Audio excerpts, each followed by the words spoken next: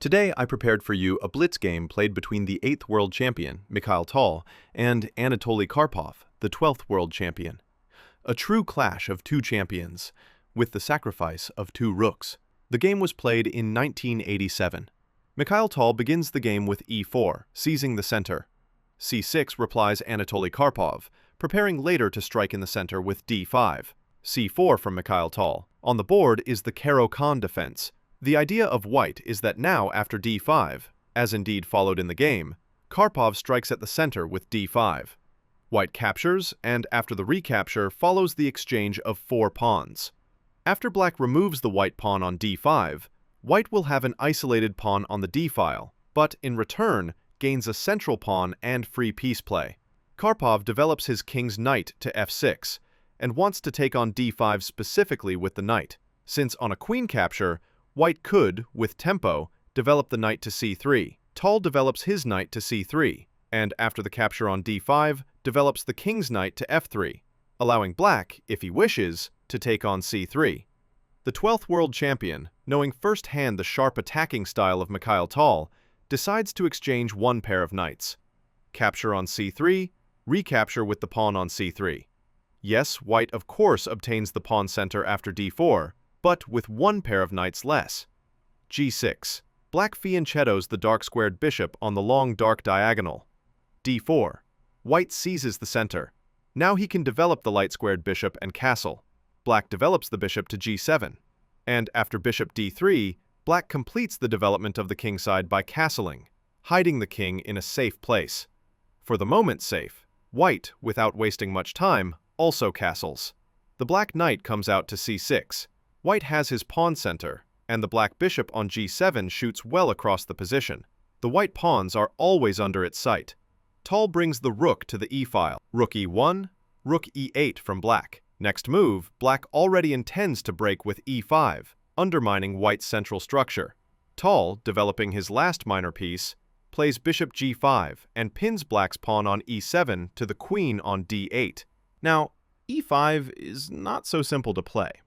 Black needs to solve the problem of the bishop on c8. On the long white diagonal, it cannot come, since too much time is required for b6 and then bishop b7.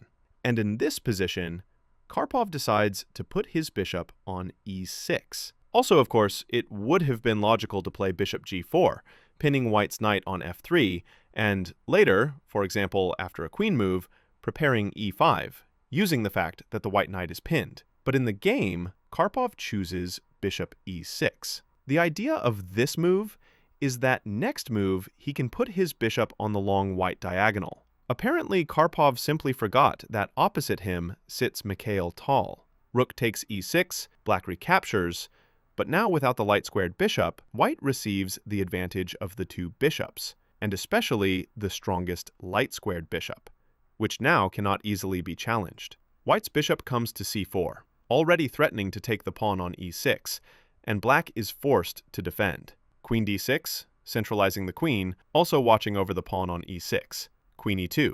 White continues to increase pressure along the e-file on the pawn e6. The black knight goes backward to d8, defending the pawn on e6, but rook e1. And defenders of the pawn on e6 for black are not enough. To move the king to f7 is not desirable at all. Black brings the last inactive piece, the rook, from a8 to c8. The rook begins to play along the c-file, looking at the bishop and the pawn on c3. And in this position for white, the main thing is to remember his strategic goal. Having sacrificed the rook on e6 for the bishop, white obtained a terrible initiative together with the light-squared bishop. Therefore, simply giving away that bishop on e6, taking the pawn on e6, is unprofitable. After capturing on e6 and numerous exchanges would follow, capture on c3. And what remains here for white? White simply remains down the exchange. He has a knight for black's rook. The position is losing. Therefore, of course, the strategic idea here of Mikhail Tal is precisely to attack the black king. And best of all, to do this with knight d2. Tal transfers the knight into the center to e4, also supporting his bishop on c4. Black responds with king h8, stepping out of all x-rays from the bishop towards the pawn on e6. The knight comes to e4, attacking the queen. The black queen retreats, also threatening to take the bishop on c4. The bishop steps back to b3, and black tries to untangle in this position. He strikes in the center with e5, trying to break apart white's pawn structure in the center. And again, for white, the main thing in this position is not to play for material, not to try to defend the pawn on d4, which black threatens to take twice and win. White must continue to follow his plan, which Tal does. He plays h4, trying to break open black's cocoon on the king side. Black eats the pawn on d4, but h5 follows. The white pawn march continues towards the black king. And in this position, Karpov starts to crumble. He takes with the pawn on h5.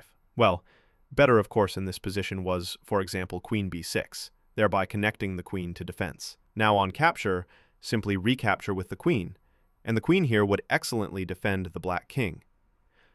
But instead follows capture on h5. Already Tal also makes a slight inaccuracy, but plays in human style. He takes with the queen on h5. The best, of course, in this position would have been a rather inhuman move, knight f6. In Blitz, at least, such a move is very hard to find. The point is that this knight cannot be taken. For example, on capture of the knight on f6, white takes with the bishop with check. Black is forced to take this bishop, otherwise mate follows. But then white captures the rook, the undefended rook on e8. But if capturing with the pawn, then all the same. First white eats the rook, and then immediately mates the black king. On blocking with the bishop after the capture, white eats this bishop, and it is mate to the black king. But if this knight is not taken after knight f6, something must be done. For white is attacking the black rook on e8, and on the retreat of the rook follows yet another sacrifice. The knight captures on f7, sacrificing itself, and completely destroying black's defenses on the king side. After the knight is taken, there follows a beautiful mate. The queen captures on h5, the only interposition, and here is mate to the black king. In this way, the game could have ended already here, but Mikhail Tal plays in a more human way. He captures with the queen on h5, attacking the rook on e8. The rook is forced to retreat, rook f8, connecting the rook along the f-file to the king's defense. But now comes bishop c2. The white bishop will play a more active attacking role. Threats of discovered knight jumps begin to appear, for example also on f6, with mating threats from the queen supported by the bishop. Black must defend with queen e5, centralizing the queen and tying down the white pieces. Now the bishop cannot move, since behind it hangs the queen on h5, and the knight also, since behind it hangs the rook on e1 with check. But nothing terrible, thinks Mikhail Tal. He plays knight g3. The second white rook is sacrificed, this time a pure rook. In this way, white tries to distract the black queen from defending its king, and it is not as if black has any choice. The queen has nowhere to retreat while staying close to the king side. The entire point of knight g3 is that white opens his light-squared bishop, and already now threatens mate in one move. Queen takes h7. Therefore, it is necessary to capture this rook with check. The white king is forced to retreat, and black's checks run out. Still, there is the threat of mate in one, queen h7. In this position, black had only one saving move: to find the inhuman resource bishop h6, giving white some material, sacrificing his bishop. But whichever way white captures here, if for example taking with the bishop, then follows rook f7. The rook is defended by the knight from d8.